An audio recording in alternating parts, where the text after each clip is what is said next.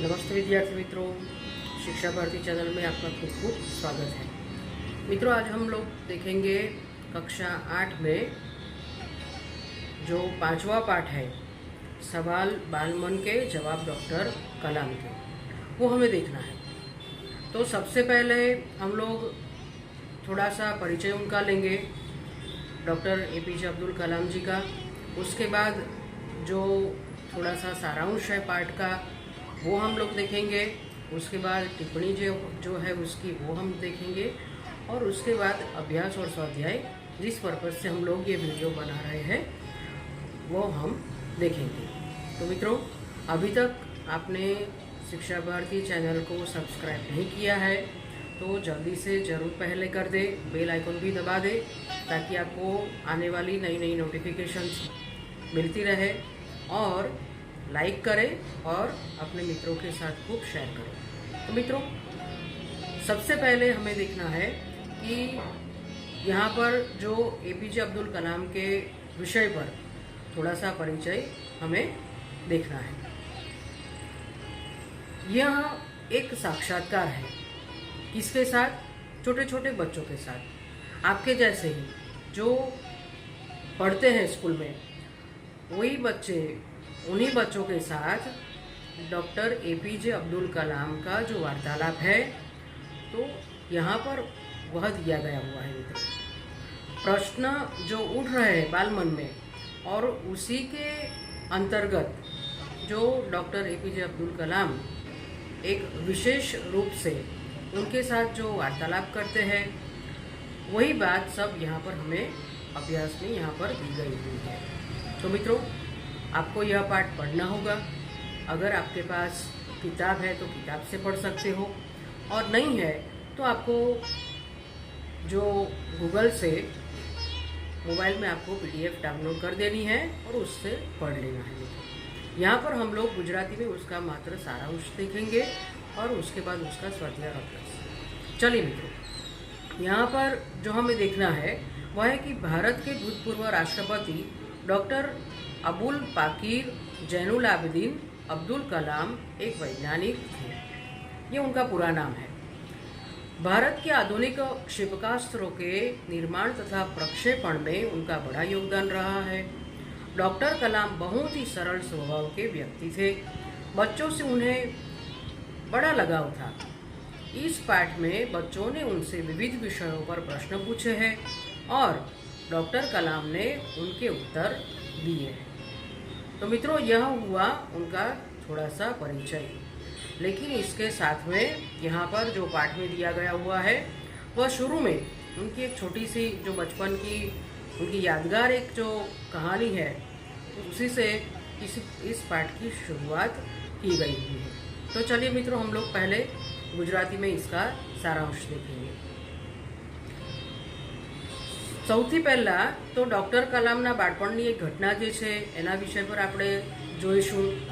તો તે વખતે ડૉક્ટર કલામ 5મા ધોરણમાં ભણતા હતા અને તેમના એક શિક્ષક શિવસુબ્રમણ્યમ અય્યર વિદ્યાર્થીઓને રામેશ્વરના સમુદ્ર તટે લઈ ગયા। ત્યાં તેમણે પક્ષીઓની ઉડવાની ક્રિયા બતાવી। બાળક કલામ આ જોઈને ખૂબ પ્રભાવિત થયા। તો મિત્રો, આ એમનો એક અનુભવ થયો જીવનનો કે પ્રત્યક્ષ રૂપે જોયેલું એ તરત યાદ રહી જાય છે। ત્યાર પછી છે ભાષા તરફ ડૉક્ટર કલામનો દૃષ્ટિકોણ। ડૉક્ટર કલામ માને છે કે શિક્ષણનું માધ્યમ માતૃભાષા જ હોવું જોઈએ, કારણ કે વિદ્યાર્થી જે ભાષામાં વિચારે છે તેમાં જ તે પોતાની વાત સારી રીતે પ્રગટ કરી શકે છે, અને સંભવતઃ તે સ્વપ્ન પણ તેમની માતૃભાષામાં જ તે જોતો હોય છે। વિશ્વ સ્તરે સંપર્ક જાળવવા માટે અંગ્રેજી જેવી વિદેશી ભાષા પણ જાણવી જરૂરી છે। મિત્રો, આપણને એક પ્રશ્ન થતો હોય છે હંમેશા કે સફળ થવું હોય તો શું કરવું? તો અહીંયા એ જ બાબતને ડૉક્ટર APJ અબ્દુલ કલામે મૂકેલી છે કે જો જીવનમાં આપણને સફળ થવું હોય તો તેનો મંત્ર શું? આપણને જીવનમાં સફળ થવું હોય તેનો મંત્ર શું? તો જોઈએ કે પહેલાં તમે એ વિચારો કે તમારે શું બનવું છે।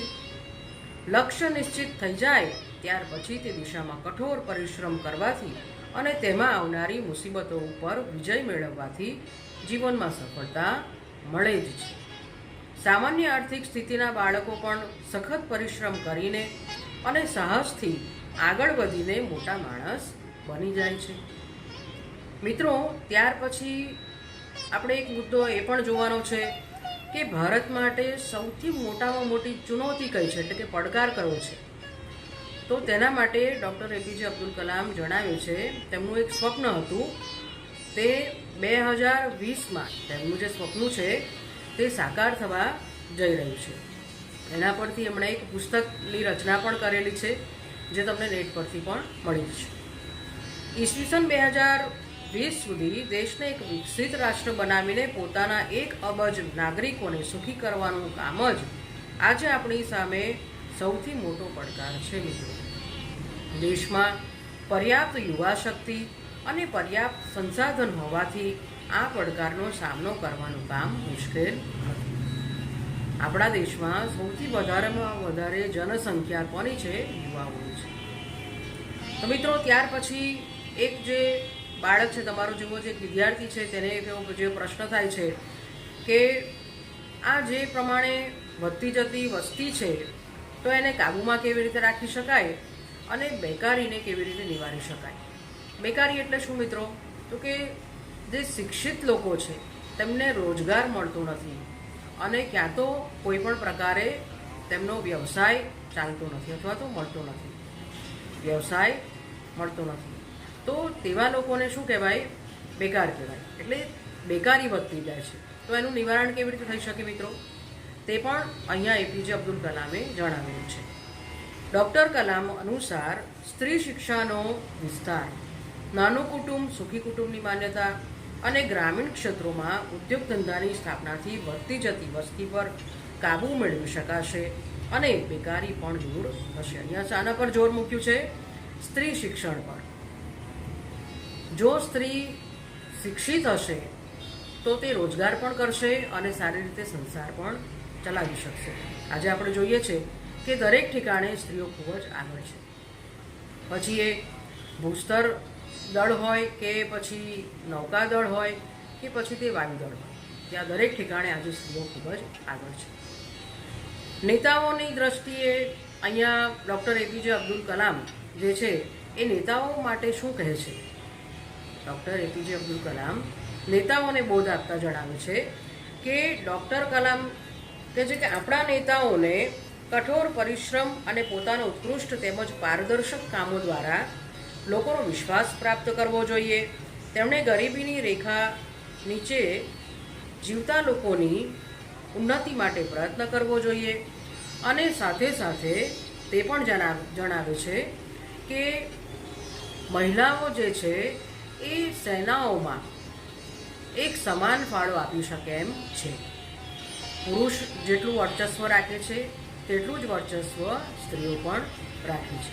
તો મિત્રો, આ થયો તમારો પાઠનો ટૂંકમાં સારાંશ. ઠીક છે મિત્રો, મેં તમને ગુજરાતીમાં સારાંશ એટલા માટે જણાવ્યો છે કેમ કે હિન્દીમાં તો તમને પાઠમાં તમે જેવી રીતે પુસ્તકમાં વાંચો એટલે તેમાં તમને ખ્યાલ આવી જ જશે, અને ગુજરાતી આપણી માતૃભાષા છે અને તેમાં આપણે જલ્દી સમજી શકીએ માટે મેં તમને આ સારાંશ ગુજરાતીમાં જણાવ્યું છે. હવે આપણે જોઈશું शब्दार्थ. जीवंत, जीवित या फिर जीता जागता, मातृभाषा माने माँ, परिवार की भाषा, वैश्विक माने विश्व संबंधी, बृहद माने बड़ा, महान, भारी, विरासत माने धरोहर, दस्तकार माने शिल्पकार, दरकार माने जरूरत, उत्कृष्ट माने उत्तम, श्रेष्ठ, विघ्न माने बाधा, अड़चन, पारदर्शी माने जिसके आर पार देखा जा सके, बहुगुणक माने बहुत अधिक संख्या में, निष्ठा माने श्रद्धा, विश्वास, भरोसा भी हो सकता है मित्रों, अनुत्पादक माने जो उत्पन्न न करे, अनुत्पादक यहाँ पर संधि होगी, अति विशिष्ट माने बहुत ही महत्वपूर्ण, सामरिक माने समर या युद्ध से संबंध रखने वाला, खाका माने ढांचा, नक्शा, मसौदा, आलेख, ये सब होता है. और अंत में है प्रचुर माने पर्याप्त. प्रचुर माने पढ़िया। मित्रों, अभी हम लोग देखेंगे अभ्यास की ओर। प्रश्न के उत्तर दीजिए। पहला प्रश्न है मित्रों, यदि आप इन प्रश्नकर्ताओं में होते तो आप कौन कौन से प्रश्न पूछते? बहुत ही आसान और सरल जवाब है मित्रों इसका। यदि मैं इन प्रश्नकर्ताओं में होता तो डॉक्टर कलाम से निम्नलिखित प्रश्न पूछता। किस तरह के प्रश्न? इस तरह के। पहला तो मैं यह पूछता कि देश में सब संसाधन सुलभ होने पर भी अभी तक हम विकसित राष्ट्रों की श्रेणी में क्यों नहीं आए हैं। दूसरा प्रश्न मेरे मन में यह भी होता है कि हमारे देश में गरीब और अमीर के बीच की खाई बढ़ती क्यों जा रही है। तीसरा प्रश्न मेरे मन में यह भी आता है कि कहीं कहीं बहुमंजिला मकान बन जाने पर अवैध बताया जाता है, जब उसका निर्माण हो रहा था तब क्या वह अवैध नहीं था। चौथा प्रश्न हो रहा है मित्रों मुझे कि विदेशी बैंकों में जमा काला धन भारत लाने में सरकार अक्षम क्यों है।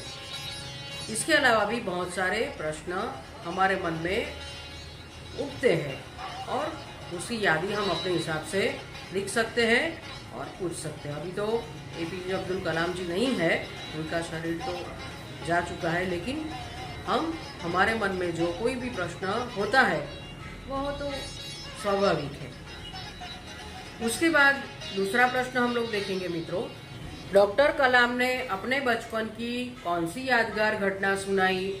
बहुत सुंदर एक घटना जो है हम लोग गुजराती सारांश में हम लोग ने देखा है, वही घटना यहाँ पर हमें लिखनी है। कौन सी है?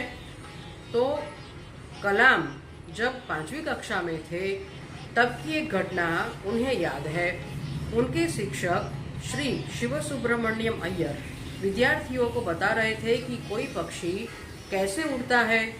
वे विद्यार्थियों को रामेश्वरम के समुद्र तट पर ले गए और वहां उन्होंने विद्यार्थियों को उड़ने की क्रिया का जीवंत उदाहरण बताया। डॉक्टर कलाम पर इस घटना का गहरा असर पड़ा। इससे उन्हें विज्ञान पढ़ने की प्रेरणा मिली। चलिए मित्रों, अभी हम लोग देखेंगे प्रश्न तीसरा। आपकी यादगार घटना बताइए। मेरी यादगार घटना मित्रों सचमुच मुझे बहुत ही उसमें हंसी भी आती है और बहुत मज़ा भी आता है, वही मैं आपको यहाँ पर सुना रही हूँ। गर्मी की छुट्टियाँ थी, मैं अपने गांव गई थी। गांव के पास नदी थी। मेरे काका मुझे नदी किनारे ले गए और बातें करने लगे। इसी बीच उन्होंने मुझे धक्का दिया और मैं नदी में गिर गई। डूबने के डर से मेरे हाथ पांव चलने लगे और मैं किनारे तक आ गई। काका ने कहा, डरते क्यों हो? इस तरह पानी में हाथ पैर हिलाते रहो, डरो मत, डूबोगे नहीं। डूबने लगोगे तो मैं बचा लूँगा। बस फिर क्या था, मैं निडर होकर पानी में हाथ पैर हिलाती रही एवं इधर से उधर और उधर से इधर चक्कर लगाती रही। उसी दिन से मुझे तैरना आ गया।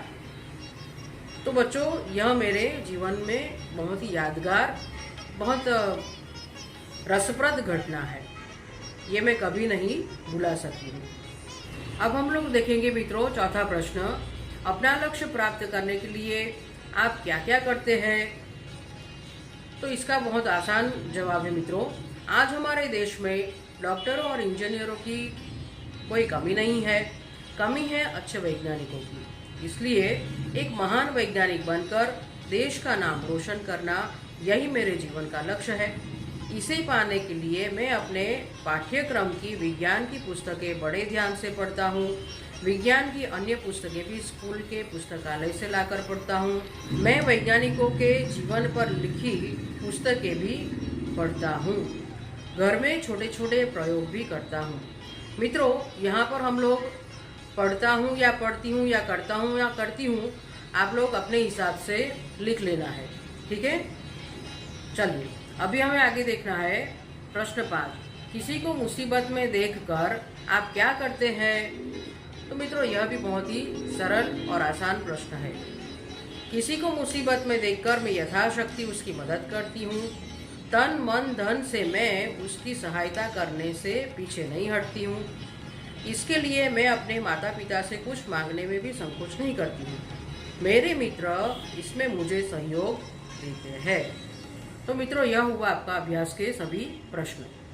परिच्छेद को शुद्ध रूप से पढ़िए और सुंदर अक्षरों में लिखिए। मित्रों, यहाँ पर हमें एक परिच्छेद दिया गया हुआ है, उसे कुछ नहीं करना है, मात्र हमें एक दो बार पढ़ना है और फिर अच्छे अक्षर से, सुंदर अक्षर से हमें लिखना है। तो क्या दिया गया हुआ है यहाँ पर? व्यायाम करते समय कुछ सावधानियां बरतनी चाहिए। प्रातःकाल शौचादि से निवृत्त होकर खाली पेट व्यायाम करना चाहिए। व्यायाम के समय शरीर के सभी अंग प्रत्यंग प्रभावित होने चाहिए, अन्यथा अंगों की सुडौलता एवं शक्ति में असंतुलन आ जाता है। श्वास लेने और छोड़ने की प्रक्रिया व्यायाम के अनुसार ध्यानपूर्वक करनी चाहिए, किंतु यदि श्वास फूलने लगे तो तत्काल व्यायाम बंद कर देना चाहिए। व्यायाम में नियमितता का होना अत्यंत आवश्यक है। तो मित्रों, यह हुआ परिच्छेद। ठीक है, अभी तीसरा प्रश्न आगे हम लोग देखेंगे। बचपन में हमें किस भाषा को प्रमुखता देनी चाहिए, मातृभाषा या अंग्रेजी, और क्यों? तो मित्रों, यहाँ पर तो डॉक्टर कलाम साहब ने तो बता ही दिया है, उन्हीं के विचार हमें तो योग्य लग रहे हैं, इसलिए हम उस हिसाब से ही यहाँ पर इस उत्तर को लिखेंगे। बचपन में हमें मातृभाषा को महत्व देना चाहिए। मातृभाषा माने माँ की भाषा है। माता की गोद में हम उसी में सोचना विचारना सीखते हैं। सोचने विचारने की भाषा ही हमारी अभिव्यक्ति की भाषा हो सकती है। मातृभाषा में हम अपने हृदय मन के भावों को सरल और प्रभावी ढंग से प्रकट कर सकते हैं। इसलिए बचपन में हमें मातृभाषा को ही महत्व देना चाहिए। अंग्रेजी विदेशी भाषा है, उसे पढ़ने सीखने में बहुत प्रयत्न करना पड़ता है। उसमें प्रवीण होने पर भी अपने हृदय के भाव हम उसमें असरकारक ढंग से प्रकट नहीं कर सकते, इसलिए अंग्रेजी भाषा मातृभाषा का स्थान नहीं ले सकती। मित्रों, अभी हम चौथा प्रश्न देखेंगे। अनुमान लगाओ, तुम 2020 में हो, अपने आसपास क्या देख रहे हो, अपने विचार प्रस्तुत कीजिए। मित्रों, जो हम देख रहे हैं वही हमें लिखना है। तो यहाँ पर मैं अपने विचार प्रकट करती हूँ। सन 2020 में मैं देख रही हूँ कि चारों ओर हरियाली है। पिछले वर्षों में वृक्षारोपण की प्रवृत्ति में तेजी आने से यह संभव हुआ है। मेरे सामने की सड़क पर हरे भरे पेड़ फूलों से लदे हुए खड़े हैं। सड़क खूब चौड़ी और साफ सुथरी है। लोग चीजें खरीदने के लिए मॉल में जा रहे हैं। सड़कों पर रिक्शे कम हो गई है, कारों की संख्या बढ़ गई है, इनमें भी छोटी कारें ज़्यादा है। पेट्रोल पंप बहुत व्यस्त है। फ्लाईओवर पर वाहनों का रेल देखने में बहुत अच्छा लगता है। लड़कियां फर्राटे से दोपहिया वाहनों पर आ जा रही है। नुक्कड़ पर कोई बेकार खड़ा हुआ नहीं दिखता है। यहाँ 2 होटल है। इस समय दोनों होटल खचाखच भरी हुई है। एक होटल में एक रॉबर्ट बैरे का काम कर रहा है। इस तरह मेरे चारों ओर का वातावरण चहल पहल से भरा हुआ है। तो यह हुआ मित्रों आपके प्रश्न अभ्यास के। अभी हम लोग देखेंगे स्वाध्याय। प्रश्नों के उत्तर दीजिए। पहला प्रश्न, पढ़े हुए से देखा हुआ ज्यादा याद रह जाता है, क्यों? तो मित्रों, इसका जवाब यह आएगा, देखे हुए दृश्य का चित्र मस्तिष्क में ज्यों का त्यों अंकित हो जाता है। पढ़ने से केवल मन में काल्पनिक चित्र बनता है। कल्पना में वह सच्चाई नहीं होती जो यथार्थ में होती है। इसलिए पढ़े हुए से देखा हुआ देर तक याद रह जाता है। अभी दूसरा प्रश्न हम लोग देखेंगे। भाषा के विषय में डॉक्टर कलाम ने क्या बताया? तो जवाब यह आएगा, डॉक्टर कलाम ने माध्यमिक शिक्षा की पढ़ाई मातृभाषा में की थी। कॉलेज और आगे की शिक्षा में उनकी पढ़ाई का माध्यम अंग्रेजी भाषा थी। कलाम के विचार से कॉलेज की पढ़ाई भी मातृभाषा के माध्यम से होनी चाहिए। इसका कारण यह है कि विद्यार्थी अपनी मातृभाषा में ही सोचता है, इसलिए मातृभाषा में ही अपनी बात आसानी से प्रकट कर सकता है। फिर भी विश्व के दूसरे देशों से संपर्क कायम करने के लिए वे अंग्रेजी का ज्ञान आवश्यक मानते हैं। अभी हम लोग तीसरा प्रश्न देखेंगे मित्रों। चिराग जैन ने डॉक्टर कलाम से क्या पूछा? जवाब में लिखेंगे, चिराग जैन ने पूछा था कि आज देश के सामने सबसे बड़ी चुनौती क्या है? डॉक्टर कलाम ने उत्तर दिया कि भारत को सन 2020 तक एक विकसित राष्ट्र बनाना और देश के 1 अरब से अधिक नागरिकों को सुखी बनाना ही आज देश के सामने सबसे बड़ी चुनौती है। अभी चौथा प्रश्न हम लोग देखेंगे मित्रों। इसमें कहा है कि राष्ट्र विकास में महिलाओं का क्या योगदान है? तो इसका जवाब यह आएगा मित्रों, राष्ट्र विकास में महिलाओं की भूमिका पुरुषों के समान ही है। शैक्षणिक और औद्योगिक प्रवृत्तियों में आज महिलाएं बढ़ चढ़कर हिस्सा ले रही है। सशस्त्र सेनाओं में भी पुरुषों के समान ही महिलाओं की भी नियुक्ति होती है। देश की तीनों सेनाओं में पर्याप्त महिला अधिकारी है। सेना के लिए विभिन्न उपकरण बनाने में भी महिलाएं काम कर रही है। इस प्रकार राष्ट्र विकास में महिलाओं का बहुमूल्य योगदान है। अभी पांचवा प्रश्न हम लोग देखेंगे मित्रों। किसी भी देश के लिए सेना का क्या महत्व है? तो इसका जवाब यह आएगा, सेना किसी भी देश का अनिवार्य अंग है। सेना शत्रुओं के आक्रमण से देश की रक्षा करती है। देश में कहीं विद्रोह होने पर सेना उसे दबाती है। देश में आतंकवादी घुस आए हो और पुलिस उनसे निपटने में सक्षम न हो तो सेना के जवान ही उनसे निपटते हैं। देश में कहीं भीषण बाढ़ या भूकंप आया हो तो सेना संकट में पड़े लोगों को सहायता करती है। इस प्रकार बाहरी या भीतरी संकट में सेना ही देशवासियों की रक्षा करती है। अभी हम लोग देखेंगे आगे का प्रश्न। मुहावरों का अर्थ देकर वाक्य में प्रयोग कीजिए। जी तोड़ मेहनत करना मतलब है, अर्थ है इसका बहुत मेहनत करना। वाक्य आएगा, विद्यार्थी को अपने लक्ष्य तक पहुंचने के लिए जी तोड़ मेहनत करनी चाहिए। और दूसरा यहाँ पर दिया हुआ है महारत हासिल करना। इसका अर्थ है योग्यता प्राप्त करना। हमें हर एक मुसीबत को जीतने में आवश्यक महारत हासिल कर लेनी चाहिए। उसके बाद मित्रों हमें यहाँ पर एक रूपरेखा दी गई हुई है। उसके मुताबिक उसके आधार पर हमें कहानी लिखनी है। यह कहानी आपको नेट से भी मिल जाएगी और यहाँ पर मैंने आपको डिस्क्रिप्शन बॉक्स में दी हुई है, वहाँ से भी आप कॉपी कर सकते हो। उसके बाद है मित्रों मातृभाषा में अनुवाद कीजिए। तो चलिए मित्रों, सबसे पहले हम लोग हिंदी में ये अनुच्छेद पढ़ेंगे, उसके बाद उसका अनुवाद हम लोग करेंगे। हमारे लिए संसार में सबसे अधिक मूल्यवान हमारा शरीर है। शरीर के द्वारा ही हम सभी काम करते हैं, इसलिए शरीर का स्वस्थ रहना बहुत ही जरूरी है। शरीर को स्वस्थ रखने के लिए व्यायाम करना आवश्यक है। व्यायाम से शरीर मजबूत और सुडौल बनता है। अंग अंग में स्फूर्ति आती है। शरीर में आलस्य नहीं रहता। अभी इसका हम लोग गुजराती में अनुवाद देखेंगे। આપણા માટે સંસારમાં સૌથી વધારે મૂલ્યવાન આપણું શરીર છે। શરીર દ્વારા જ આપણે બધા કામ કરીએ છીએ, માટે શરીર સ્વસ્થ રહે તે ખૂબ જરૂરી છે। શરીરને સ્વસ્થ રાખવા માટે કસરત કરવી જરૂરી છે। કસરતથી શરીર મજબૂત અને સુડોળ બને છે। દરેક અંગમાં સ્ફૂર્તિ આવે છે। શરીરમાં આળસ રહેતી નથી।